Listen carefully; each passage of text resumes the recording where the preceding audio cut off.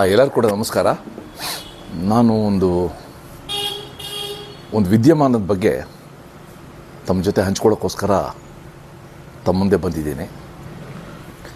ಈಗ 4 ವಾರದ ಹಿಂದೆ ನನ್ನ ಫೇಸ್ಬುಕ್ಕಲ್ಲಿ ಒಂದು ಪೋಸ್ಟ್ ಮಾಡಿದ್ದೆ. KGF ಹತ್ರ ಒಂದು ಹಳ್ಳಿನಲ್ಲಿ ಒಬ್ಬಳು ಹುಡುಗಿ ಕುಸುಮ ಅಂತ 16 ವರ್ಷದ ಹುಡುಗಿ ಅಪಘಾತವೊಂದರಲ್ಲಿ ತನ್ನ ಒಂದು ಸಂಪೂರ್ಣ ಕಾಲು ಕಳ್ಕೊಂಡ್ರೂ ಕೂಡ ಆ್ಯಂಬ್ಯುಲೆನ್ಸಲ್ಲಿ ಹೋಗಿ SLC ಎಕ್ಸಾಮ್ ಬರೆದಿದ್ದು ಇಡೀ ರಾಜ್ಯದಲ್ಲಿ ಅದೊಂದು ಸುದ್ದಿ ಆಗಿತ್ತು. ನಾವು ಅವ್ರ ಮನೆಗೆ ಹೋಗಿ ಆ ಹುಡುಗಿ ಜೊತೆ ಮಾತಾಡಿ ಆ ಹುಡುಗಿಗೆ ಧೈರ್ಯ ತುಂಬಿ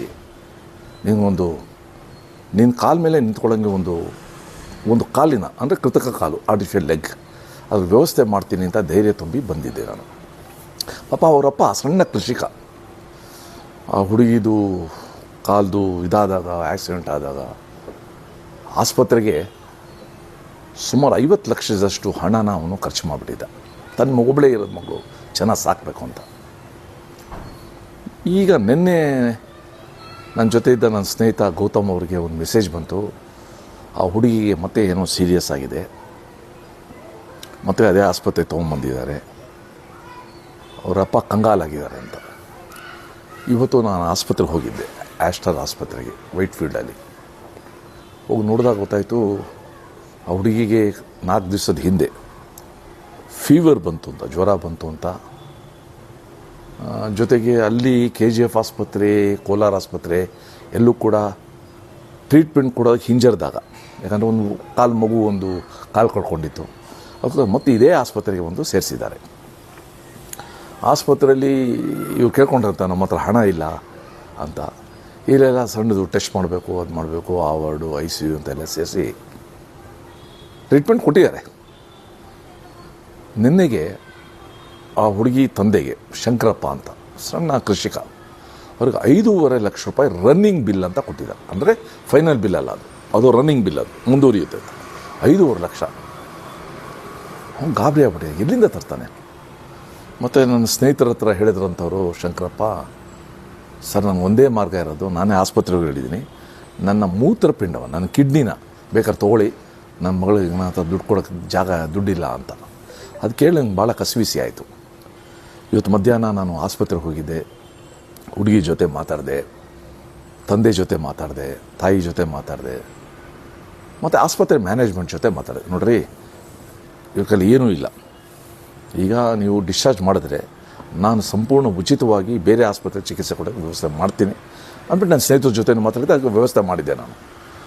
ಸೊ ಓಕೆ, ಕೊಡೋಕ್ಕಾಗೋದಿಲ್ಲ ಅಂತ ನಾವು ಅವ್ರ ಜೊತೆ ಮಾತಾಡಬೇಕು, ಇವ್ರ ಜೊತೆ ಮಾತಾಡಬೇಕು ಅಂತ ಚರ್ಚೆ ಸ್ಟಾರ್ಟ್ ಮಾಡಿದಾಗ ನಾನು ರಾಜ್ಯದ ಆರೋಗ್ಯ ಸಚಿವರ ಜೊತೆ ಮಾತಾಡಿದೆ, ಶ್ರೀ ದಿನೇಶ್ ಗುಂಡೂರಾವ್ ಅವ್ರ ಜೊತೆ. ಎಲ್ಲ ಎಕ್ಸ್ಪ್ಲೇನ್ ಮಾಡಿ, ನೀವು ಆಸ್ಪತ್ರೆಗೆ ಹೇಳಿ ಬಿಡಬೇಕಾಗತ್ತೆ ಇಂಥದ್ದು ರೇರೆಸ್ಟ್ ಶಬ್ದ, ಪಾಪ ದುಡ್ಡಿಲ್ಲ ಅವ್ರ ಹತ್ರ ಅಂತ.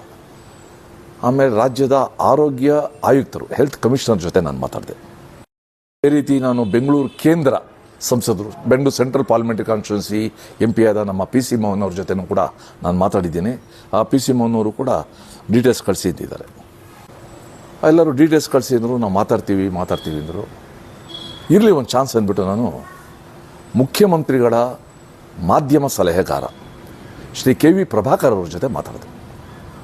KV ಪ್ರಭಾಕರ್ ಅವರು ಹುಣಸೂರಲ್ಲಿ ಮುಖ್ಯಮಂತ್ರಿಗಳ ಜೊತೆ ಯಾವುದೋ ಕಾರ್ಯಕ್ರಮದಲ್ಲಿದ್ದರು. ಆ ಸದ್ದಿನ ನಡುವೆನೂ ಕೂಡ ನನ್ನ ಫೋನ್ ಕರೆ ಸ್ವೀಕರಿಸಿ ನಾನು ಆ ಹುಡುಗಿದು ಬ್ಯಾಕ್ಗ್ರೌಂಡು, SLC ಎಕ್ಸಾಮ್ ಬರೆದಿದ್ದು ಇದನ್ನೆಲ್ಲ ವಿವರಿಸಿದಾಗ ಸರ್ ಡೀಟೇಲ್ಸ್ ಕಳಿಸಿದ್ರು. ಸೊ ಅವರ ಮೇಲ್ ID ತೊಗೊಂಡು ಮೇಲ್ ID ಕಳಿಸಿ ಕೊನೆ ಪ್ರಭಾಕರ್ ಅವರೇ ಆಸ್ಪತ್ರೆಯವ್ರ ಜೊತೆ ಮಾತಾಡಿ, ನಾವು ಮುಖ್ಯಮಂತ್ರಿಗಳ ನಿಧಿಯಿಂದ ಅವರಿಗೆ ಕೊಡ್ತೀವಿ, ಈ ಮ್ಯಾಕ್ಸಿಮಮ್ ನಿಮಗೆ ಪೇಮೆಂಟ್ ಮಾಡ್ತೀವಿ, ಸೊ ಗ್ಯಾರಂಟಿ ನಾವು ಕೊಡ್ತೀವಿ ಅಂತ ಅವ್ರು ಹೇಳಿದ್ರು. ಮತ್ತೆ ಆಸ್ಪತ್ರೆಯವ್ರ ಜೊತೆ ಕೂತ್ಕೊಂಡೆ. ನೋಡ್ರಿ, ಇವ್ರ ಹತ್ರ ಏನಿಲ್ಲ, ಇವಾಗ ಇಲ್ಲ ಸರ್, ಮುಖ್ಯಮಂತ್ರಿಗಳು ಹೇಳಿದ್ದಾರೆ, ಈಗ ಹೋಮ್ ಮಿನಿಸ್ಟರ್ ಇದು ಹೆಲ್ತ್ ಮಿನಿಸ್ಟ್ರದ್ದು ಕೂಡ ಫಂಡ್ ಬಂದಿದೆ ನಮಗೆ, ಆಯಿತು ನಾವು ಕೆಲಸ ಮಾಡೋಣ ಸರ್, ನಾವು ಕೂಡ ಒನ್ ಆಫ್ ಇಟ್ಸ್ ಕೈಂಡ್ ನಮ್ಮ ಆಸ್ಪತ್ರೆ ಇಷ್ಟು ಟ್ರೀಟ್ಮೆಂಟ್ ಕೊಟ್ಟಿದ್ದೀವಿ, ಇನ್ನೆರಡು ದಿವಸ ನಾವು ಸ್ಟೆಬಿಲೈಸ್ ಮಾಡಬೇಕು. ನಾವು ಅಲ್ಲಪ್ಪ, ಇನ್ನೆರಡು ದಿವಸ ಇಟ್ಕೊಂಡ್ರೆ ಇನ್ನು ಬಿಲ್ ಜಾಸ್ತಿ ಆಗುತ್ತೆ ಅಂತ. ಇಲ್ಲ ಸರ್, ಒಂದೇ ಒಂದು ಪೈಸೆ ನಾವು ತೊಗೊಳೋದಿಲ್ಲ, ಬುಧವಾರದೊತ್ತಿಗೆ ನಾವು ಡಿಸ್ಚಾರ್ಜ್ ಮಾಡಿಸ್ತೀವಿ ಅಂತ ಹೇಳಿದ್ದಾರೆ. ಬುಧವಾರ ಅವ್ರನ್ನ ಬೇರೆ ಆಸ್ಪತ್ರೆಗೆ ನಾವು ಶಿಫ್ಟ್ ಮಾಡಿಸಿ ಉಚಿತ ಟ್ರೀಟ್ಮೆಂಟ್ ಕೊಡಿಸೋದು ತೀರ್ಮಾನ ಮಾಡಿದೆ, ವ್ಯವಸ್ಥೆ ಮಾಡಿದ್ದೀನಿ. ಇದರಲ್ಲಿ ನಾನು ನಿಜವಲ್ಲೂ ಕೂಡ ನಾನು ಫೋನ್ ಮಾಡಿದಾಗ ಇದಕ್ಕೆ ಸ್ಪಂದಿಸಿದ ಮುಖ್ಯಮಂತ್ರಿಗಳ ಮಾಧ್ಯಮ ಸಲಹೆಗಾರ KV ಪ್ರಭಾಕರ್ ಅವರಿಗೆ ನಾನು ಧನ್ಯವಾದಗಳನ್ನ ಹೇಳ್ತೀನಿ. ಭಾಳ ಸ್ಪಂದಿಸಿ ಪುಟ್ಟ ಕುಟುಂಬ, ಬಡ ಕುಟುಂಬ, ಅದಕ್ಕೆ ಇವತ್ತು ಧೈರ್ಯವಾಗಿ ಸರ್ಕಾರನೇ ಇವತ್ತು ಬಂದು ನಿಂತಿರೋದು ಒಂದು ರೀತಿ ಸಮಾಧಾನ ತಂದಿದೆ, ನೆಮ್ಮದಿ ತಂದಿದೆ. ಜೊತೆಗೆ ಆಸ್ಪತ್ರೆಯವರು ಕೂಡ ನಮ್ಮ ಆಸ್ಪತ್ರೆ ಇಷ್ಟು ಟ್ರೀಟ್ಮೆಂಟ್ ಕೊಟ್ಟಿದ್ದೀವಿ, ಇನ್ನು ಮುಂದೆ ನಾವೇನು ಚಾರ್ಜ್ ಮಾಡ್ದೇನೆ ಆ ಮಗುಗೆ ನಾವು ಸ್ಟೆಬಿಲೈಸ್ ಮಾಡ್ತೀವಿ ಅಂತ ಏನು ಭರವಸೆ ಕೊಟ್ಟಿದ್ದಾರೆ ಆಸ್ಪತ್ರೆಯವ್ರಿಗೂ ಕೂಡ ನಾನು ಧನ್ಯವಾದ ಹೇಳ್ತೀನಿ. ಒಟ್ಟಾರೆ ಇವತ್ತು ಒಂದು ಯಾವುದಾದ್ರು ಮನೆಯಲ್ಲಿ ಯಾವುದಾದ್ರು ಆರೋಗ್ಯ ಕೆಟ್ಟೋದ್ರೆ ಅದರಲ್ಲೂ ಕೂಡ ಈ ರೀತಿ ಅಪಘಾತದಲ್ಲಿ ಆದಾಗ ಯಾವ ಸ್ಥಿತಿ ಆಗುತ್ತೆ ಅಂತ ಎಲ್ಲರಿಗೂ ಕೂಡ ಗೊತ್ತಿದೆ. ಮತ್ತು ರಾಜ್ಯ ಸರ್ಕಾರ ನನಗನ್ಸುತ್ತೆ ಅನೇಕ ಗ್ಯಾರಂಟಿನ ಕೊಡ್ತಾ ಇರುವಾಗ ಪ್ರಧಾನಮಂತ್ರಿಗಳು 5 ಲಕ್ಷ ರೂಪಾಯಿ ಆಯುಷ್ಮಾನ್ ಭಾರತ್ ತಂದಿರೋ ಹಿನ್ನೆಲೆಯಲ್ಲಿ ಇಂಥ ಪ್ರಕರಣದಲ್ಲಿ ನಾವು ಉಚಿತವಾಗಿ ಉತ್ತಮ ಚಿಕಿತ್ಸೆ ಕೊಡೋ ದೃಷ್ಟಿಯಿಂದನೂ ಕೂಡ ನಾವು ಗಂಭೀರವಾಗಿ ಯೋಚನೆ ಮಾಡಬೇಕಾಗಿದೆ. ನಾವು ವಿದ್ಯೆ ಮತ್ತು ಆರೋಗ್ಯ ಇವೆರಡರದ್ದು ನಿಜವಲ್ಲೂ ಕೂಡ ಗ್ಯಾರಂಟಿ ಕೊಟ್ಟರೆ ಸಮಾಜ ಸುಸ್ಥಿರ ಆಗುತ್ತೆ, ಸಮಾಜ ಆರೋಗ್ಯಕರ ಆಗುತ್ತೆ.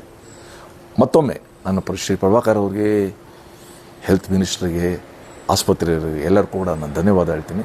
ನಮ್ಮದು ಒಂದೇ ಪ್ರಾರ್ಥನೆ, ಆ ಕುಸುಮ ಪೂರ್ಣ ಆರೋಗ್ಯವಂತಳಾಗಬೇಕು. ಅವಳು ಸ್ವಂತ ಕಾಲ ಮೇಲೆ ನಿಲ್ಲಂಗೆ ನಾವೆಲ್ಲ ಸಹಾಯ ಮಾಡೋಣ, ನಾನು ಮಾಡ್ತೀನಿ. ಅವಳಿಗೆ ಶುಭವಾಗಲಿ ಅಂತ ನಾನು ಕೇಳ್ಕೊಳ್ತೀನಿ. ನಮಸ್ಕಾರ.